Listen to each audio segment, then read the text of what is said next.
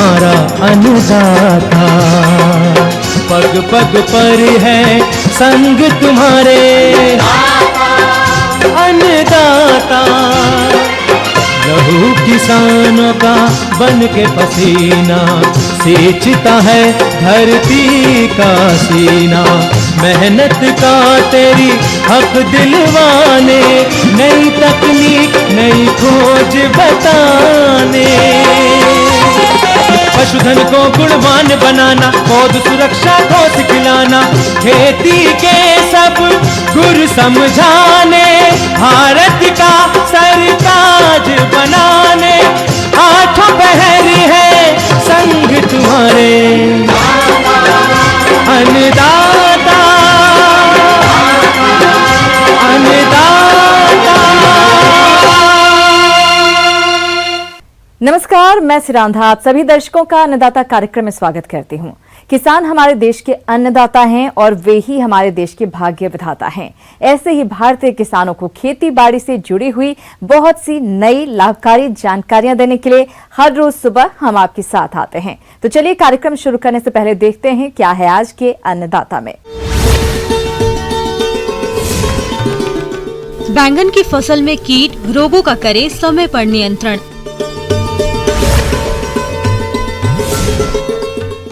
Cage system में मछली पालन करें, कमाए खूब मुनाफा।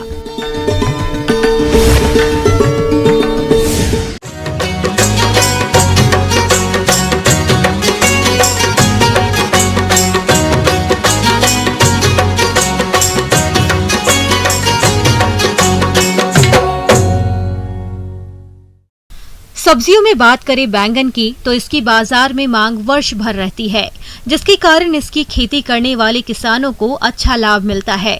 परंतु बदलते मौसम के कारण फसल में कई तरह के कीट और रोगों का प्रकोप होता है। यदि समय रहते नियंत्रण के उपायों को नहीं अपनाया गया तो फसल को भारी क्षति होती है। तो किसान भाई बैंगन की फसल में लगने वाले कीट रोगों का नियंत्रण किस तरह से करें, इस बारे में जानकारी दे रहे हैं कृषि विभाग बानसूर के कृषि सहायक अधिकारी सुरेश कुमार यादव।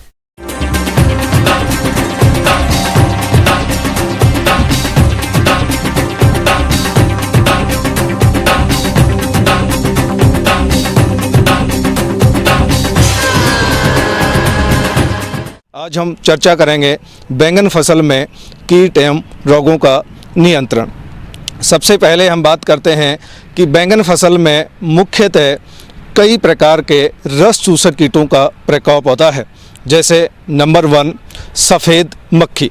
सफ़ेद मक्खी नवजात जो पत्तियां होती हैं, कोमल पत्तियां होती हैं, उन पत्तियों की निचली सतह पर बैठकर उनका रस चूसती है, जिससे कुछ समय बाद में पत्तियां पीली पड़ जाती हैं। अगर दूसरी बात करें, दूसरे कीट की बात करें तो हरा तेला कीट का प्रकोप होता है, जिसको हम जैसिड कहते हैं। ये कीट भी पत्तियों को रस चूसकर हानि पहुंचाता है। इसके अलावा हम बात करें तो बरूथी नामक कीट होता है, माइट, जिसको हम माइट कहते हैं। जैसे रेड स्पाइडर माइट होती है, येलो माइट होती है, ये माइट भी पौधों का रस चूसकर हानि पहुंचाती है। भारतीय घरों में बैंगन का इस्तेमाल ज्यादा किया जाता है, इसलिए इसकी खेती बड़े पैमाने पर की जाती है। बैंगन की फसल में विभिन्न प्रकार के कीट व रोग भारी नुकसान पहुंचाते हैं। इससे जहां फसल की गुणवत्ता पर असर पड़ता है, वहीं फसल की पैदावार भी प्रभावित होती है। यदि कीट और रोगों की समय रहते रोकथाम कर ली जाए तो अच्छी पैदावार ली जा सकती है। तो चलिए जानते हैं बैंगन की फसल में रस चूसक और फल व तना छेदक कीटों के नियंत्रण के आसान और कारगर उपायों के बारे में। रस चूसक कीटों के नियंत्रण के लिए हम अगर इनका कम प्रकोप है, प्रारंभिक अवस्था में एजाडिरेक्टिन या नीम ऑयल का छिड़काव कर सकते हैं। लगभग 1 लीटर पानी में 3 से 5 ml एजाडिरेक्टिन या नीम ऑयल मिलाकर हम छिड़काव करके रस चूसक कीटों का नियंत्रण कर सकते हैं।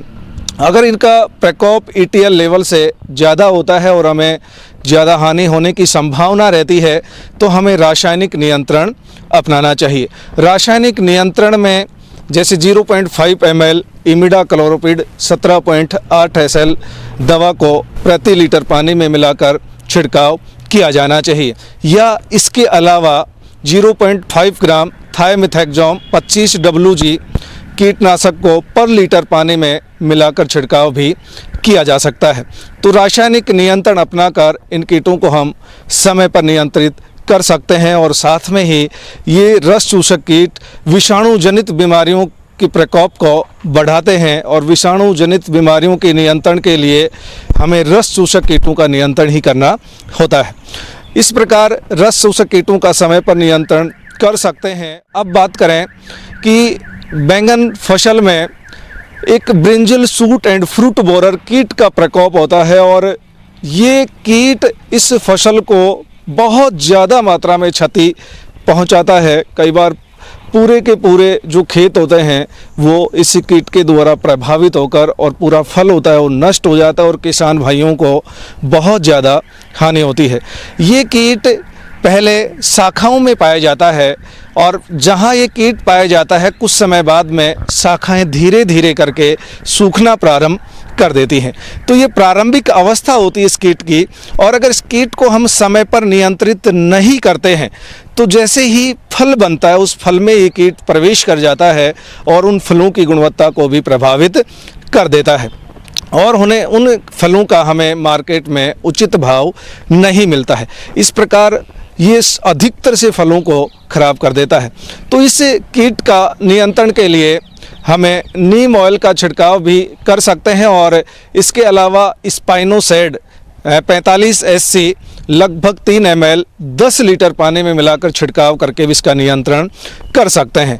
इसके अलावा प्रोफेनाफॉस 50 cc 2 ml पर लीटर पानी में मिलाकर छिड़काव करके और इस कीट को हम नियंत्रित कर सकते हैं। किसान भाइयों, आज के समय में कोई भी फसल रोगों के प्रकोप से अछूती नहीं है। ऐसे में जरूरत है कि रोगों की सही पहचान करके समय रहते उपयुक्त उपायों को अपनाना। तो चलिए जानते हैं बैंगन की फसल में लगने वाले रोगों की सही पहचान और रोकथाम के बारे में। रोगों की अगर बात करें तो रोगों में इसमें देखिए कई बार डैम्पिंग ऑफ, जब छोटी नर्सरी रहती है तो आदर गलन रोग का प्रकोप होता है और आदर गलन रोग में पौधे अधिक आर्द्रता होने से सूखने लग जाते हैं तो नवजात पौधे मर जाते हैं। तो इस रोग के नियंत्रण के लिए हमें थायरम या कैप्टान जो कवकनाशी हैं उनसे बीज को उपचारित करना चाहिए। इसके अलावा अगर बात करें तो इसमें डाउनी मिल्ड्यू जैसे रोगों का प्रकोप भी होता है। पाउडरी मिल्ड्यू, छाछा रोग जिसको चूर्णी फफूंदी रोग कहते हैं, उसका भी प्रकोप होता है। चूर्णी फफूंदी रोग में पत्तियों की सतह पर चूर्ण सा दिखाई देता है और इस रोग का नियंत्रण हम घुलनशील जो गंधक होता है 2.5 ग्राम प्रति लीटर पानी में मिलाकर छिड़काव कर सकते हैं। इसको हम नियंत्रित कर सकते हैं। किसान भाइयों, अभी तक आपने खेती से जुड़ी हुई कुछ उपयोगी जानकारियां देखी। अब लेते हैं एक छोटा सा ब्रेक, जल्द ही लौटेंगे और कार्यक्रम में आगे भी हैं खेतीबाड़ी से जुड़ी हुई महत्वपूर्ण जानकारियां। आप बने रहिए हमारे साथ।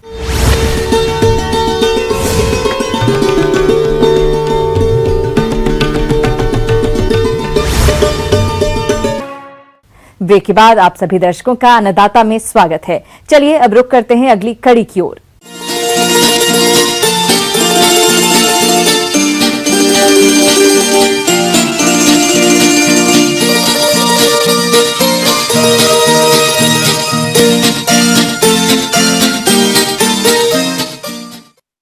अगर किसान मछली पालन को आधुनिक तरीके से करें तो इससे अच्छी आमदनी कमा सकते हैं। केज सिस्टम से मछली पालन इसका एक प्रत्यक्ष उदाहरण है। तो चलिए केज सिस्टम से मछली पालन के बारे में जानकारी लेते हैं मत्स्य विशेषज्ञ स्पिता विश्वास से।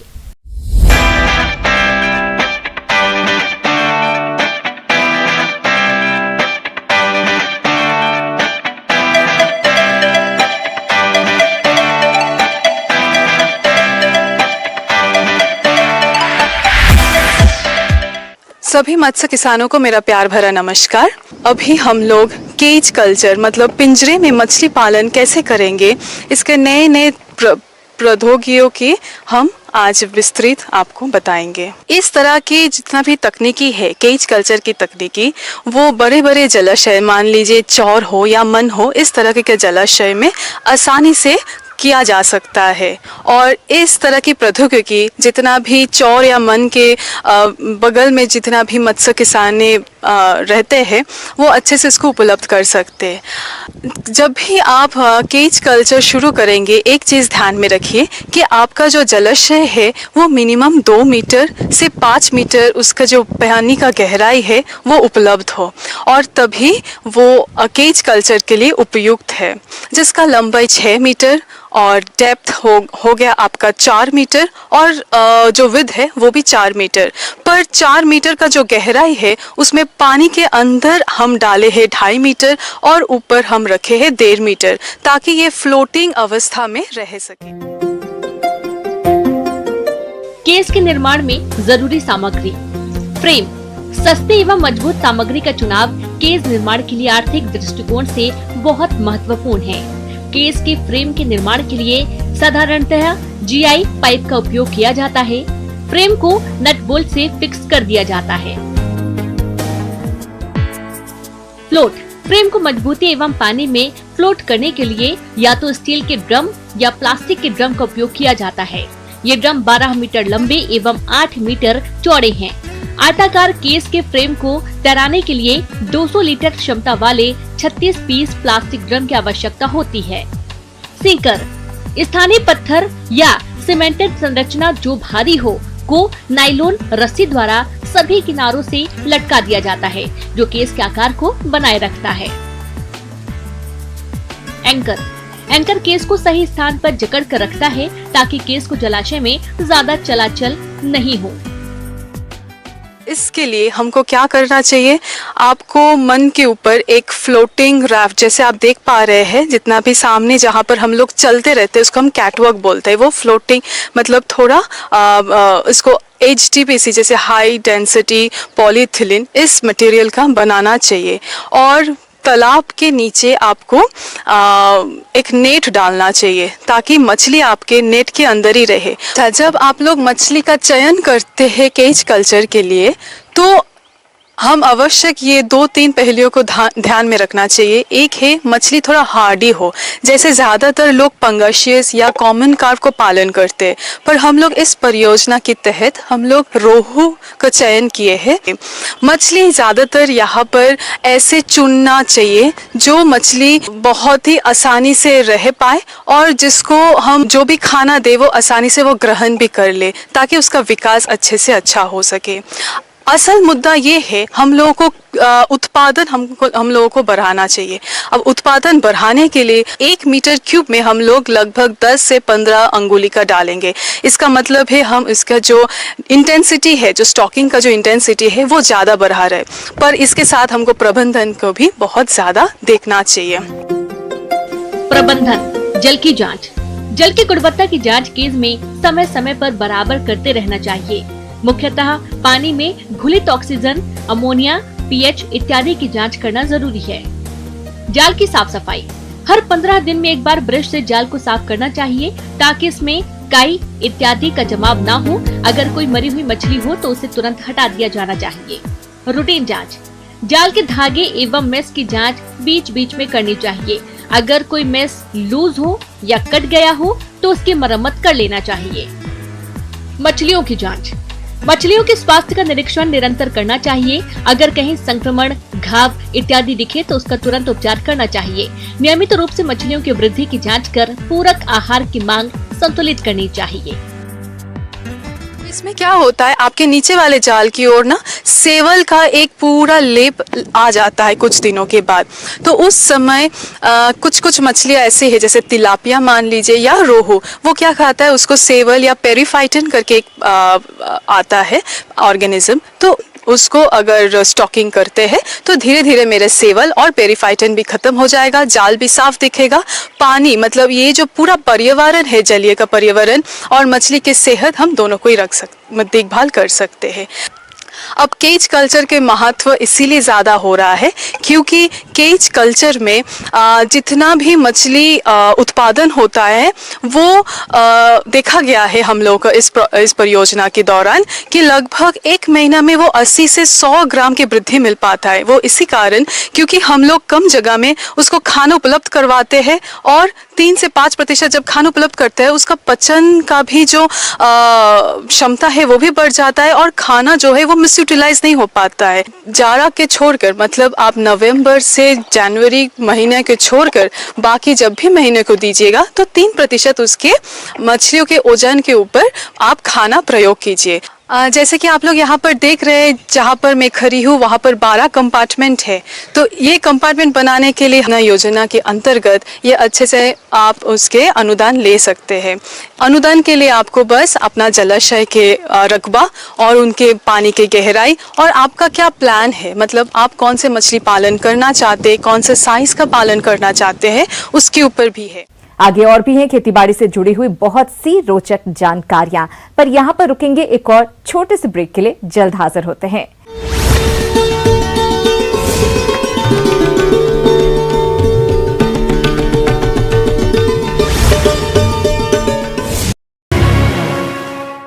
ब्रेक के बाद एक बार फिर से आप सभी दर्शकों का अन्नदाता कार्यक्रम में स्वागत है। बढ़ते हैं अगली प्रस्तुति की ओर।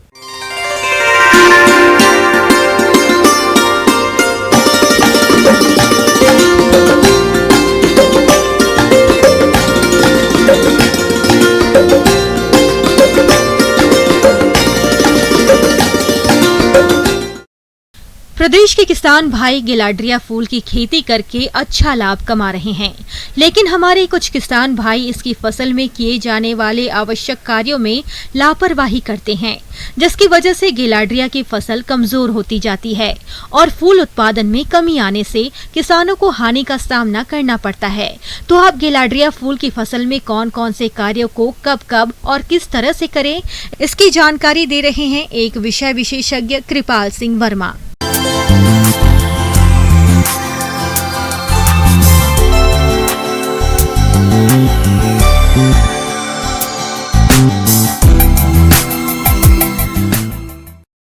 किसान भाइयों, आज हम एक चर्चा करने वाले हैं, वो है एक फूल वाली फसल और उसे कहते हैं गिलार्डिया। इसे कई नामों से जाना जाता है, इसे नवरंगा के नाम से भी जाना जाता है और सामान्यतः ऐसे किसान भाई बरसात के सीज़न में लगाते हैं और गर्मी के सीज़न में लगाते हैं। तो जैसा कि अभी जो हमारा समय चल रहा है, ग्रीष्म ऋतु का समय चल रहा है, अभी जो नवरंगा है, जो गिलार्डिया है, इसकी बहार आई हुई है। खरपतवारों की बात की जाए तो किसान भाइयों को ये देखना चाहिए कि उसमें जो खरपतवार हैं कहीं ऐसा तो नहीं कि फसल की जो ऊंचाई है उससे ज़्यादा ऊंचे जा रहे हैं। यदि ऐसा है तो खरपतवारों का नियंत्रण आवश्यक है और यदि खरपतवार थोड़े बहुत हों, फसल की ऊंचाई के बराबर हों, तो उनमें निदाई गुड़ाई की विशेष आवश्यकता नहीं होती है। किंतु फिर भी इसकी प्रारंभिक अवस्था में 2 बार इसकी निदाई गुड़ाई करना चाहिए हाथ से, जिससे कि वायु संचार अच्छा होता है। तथा जैसे ग्रीष्म ऋतु में जो पानी की समस्या आती है, निदाई गुड़ाई करने से जो पानी है, मिट्टी में जो जल है, उसका संरक्षण होता है और जो फसल है उसकी उचित वृद्धि और बढ़वार होती है।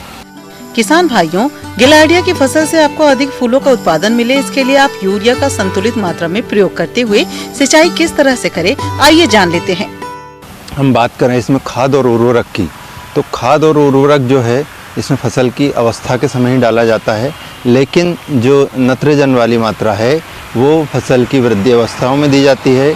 तो किसान भाइयों को इसकी जो फूलों की तुड़ाई है उसके बाद इसमें 30 से 40 किलो नाइट्रोजन प्रति हेक्टेयर अभी उसमें भुरकाव करना चाहिए। लेकिन भुरकाव जो है दोपहर के समय करना चाहिए, सुबह के समय नहीं करना चाहिए और दोपहर के समय करने के उपरांत उसमें सिंचाई देना चाहिए। इससे क्या होता है कि फसल की उचित वृद्धि होती है। इसी प्रकार यदि इसमें सिंचाई की बात की जाए तो सिंचाई निर्भर करती है कि वहाँ का तापक्रम क्या है, वहाँ की जलवायु दशाएं क्या है।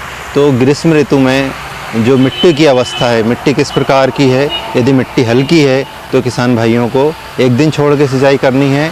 यदि मिट्टी भारी है तो 2 से 3 दिन छोड़कर उसमें सिंचाई करते रहना चाहिए। इससे पौधा जो है, उसके जो फूल हैं वो अच्छी गुणवत्ता के प्राप्त होंगे तथा उसमें कलियां निरंतर लगी रहेंगी और वो अधिक उत्पादन देगा।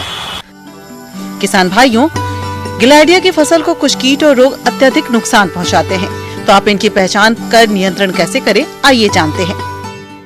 तो किसान भाइयों, इसमें कुछ समस्याएं आती हैं जो अभी फसल लगी हुई है, जैसा आप देख रहे हैं। तो इसमें कुछ रोग और कीट आते हैं, जैसे कि इसमें एक पत्ती के ऊपर आता है लीफ स्पॉट बीमारी आती है। तो उसमें क्या होता है कि पत्ती के ऊपर धब्बे बन जाते हैं और इस प्रकार पौधा जो है भोजन बनाने में उसको समस्या आती है।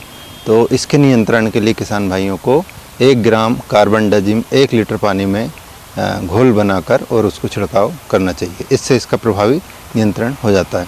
इसी प्रकार यदि इसमें कीट की बात की जाए तो इसमें एक इल्ली आती है जो कि पत्तियों को क्षति पहुंचाती है और इसके उपरांत कलियों को और फूलों को भी क्षति पहुंचाती है तथा जो फूल की गुणवत्ता है वो हमारी ख़राब हो जाती है, हमारा उत्पादन ख़राब हो जाता है। तो इसके नियंत्रण के लिए किसान भाइयों को डाइमिथोएट 1 ml 1 लीटर पानी में घोलकर छिड़काव करना चाहिए। इससे इसका प्रभावी नियंत्रण हो जाता है। गिलाडिया की फसल से गुणवत्ता युक्त फूलों की प्राप्ति हो, इसके लिए फूल की तुड़ाई करते समय किन किन बातों का ध्यान रखें, आइए जानते हैं। इसमें थोड़ी सी समस्या ये आती है कि किसान भाई जब फूलों की तुड़ाई करते हैं तो तुड़ाई करते समय अक्सर ध्यान नहीं रखते हैं और जो पौधे हैं वो क्षतिग्रस्त हो जाते हैं। तो तुड़ाई के समय हमें ये विशेष ध्यान रखना है कि जो फूल हैं उनकी जो तुड़ाई करते हैं, जो भी कृषि श्रमिक होते हैं वो तुड़ाई करते समय जो कलियां हैं वो प्रभावित ना हो, ये हमें ध्यान रखने की आवश्यकता है। कई बार क्या होते हैं कि तोड़ने के साथ साथ जब तोड़ते हैं तो पौधे को खींचने का इस तरह की कभी कभी समस्याएं बनती है। तो उनको जो है तीखे नाखून या कुछ इस तरह की जो चीज़ें होती है आपके कैंची वगैरह, उनकी सहायता से भी फूलों को तोड़ सकते हैं आवश्यकता अनुसार। और तुड़ाई का जो काम है सामान्यतः यदि सुबह के समय किया जाए 8 बजे के पहले तो वो अच्छा रहता है। उस समय क्या होता है पौधा मुलायम रहता है तो फूल जो है टूटने में उसकी आसानी रहती है। तोड़ने के उपरांत ये हमें ध्यान रखना चाहिए कि फूलों को संग्रहित करने के लिए छाया वाले स्थान की आवश्यकता होती है। जो इस कपड़े रहते हैं, कपड़े में जो फूल हैं उनको तोड़कर और वहाँ पर रखते रहना चाहिए छाया में, तथा उस पर हल्के से पानी के जो बौछार है उनका छिड़काव करना चाहिए, जिससे कि क्या होता है कि फूल ताज़े बने रहते हैं और उनकी खुशबू बनी रहती है।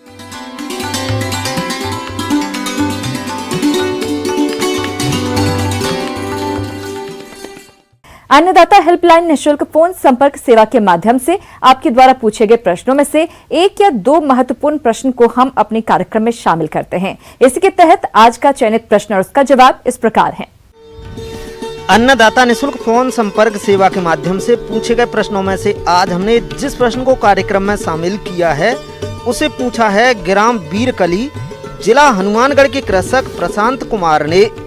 आप मधुमक्खियों को कृत्रिम आहार खिलाने के बारे में संपूर्ण जानकारी चाहते हैं तो प्रशांत कुमार जी आपकी जानकारी के लिए प्रस्तुत है कार्यक्रम का ये अंश।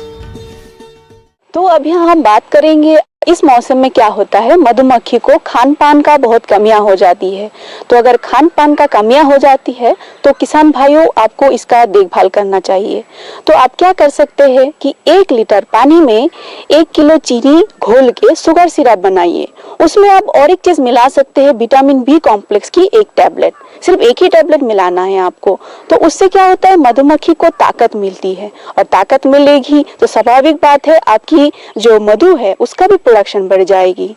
और है कि आप जो मधुमक्खी के पालन करते हैं उस एरिया के आसपास में सनफ्लावर यानी कि सूरजमुखी फूल लगा सकते हैं या मकाई का भी फूल लगा सकते हैं या फिर कुछ कुछ अलग जो फूल आते हैं गेंदा वगैरह वो सब आप लगा सकते हैं। इससे क्या होगा उसको नेक्टर मिलते रहेगी और उसको खान पान में कोई दिक्कत नहीं होगी। तो किसान भाइयों अगर आप मेरे बात को अमल कीजिएगा तो आप अच्छा से अच्छा प्रोडक्शन ले सकते हैं। धन्यवाद।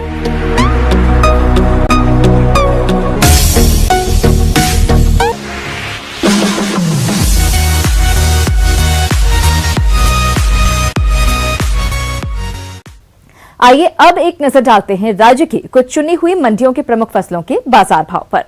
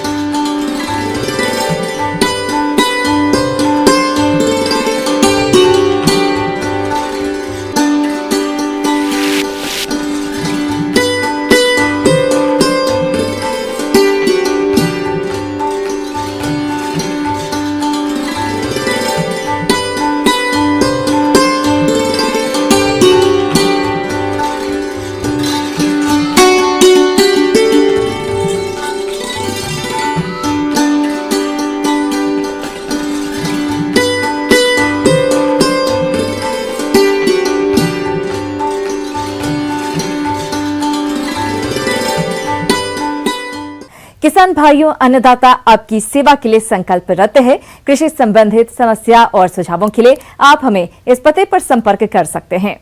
प्रोड्यूसर अन्नदाता, news 18 Rajasthan, Ramoji film city, Hyderabad 501512। साथ ही आप हमें ईमेल भी कर सकते हैं। हमारा ईमेल है p18अन्नदाता-राजस्थान@nw18.com। इसके अतिरिक्त आप हमें निःशुल्क हेल्पलाइन नंबर 18004192-155 पर सोमवार से शनिवार सुबह 10 बजे से शाम 4 बजे के बीच संपर्क कर सकते हैं। किसान भाइयों, अब समय हो रहा है आपसे विदा लेने का, तो हमारी पूरी अन्नदाता टीम को दीजिए इजाजत। कल फिर आपसे मुलाकात होगी कृषि संबंधित कुछ और महत्वपूर्ण जानकारियों के साथ। नमस्कार।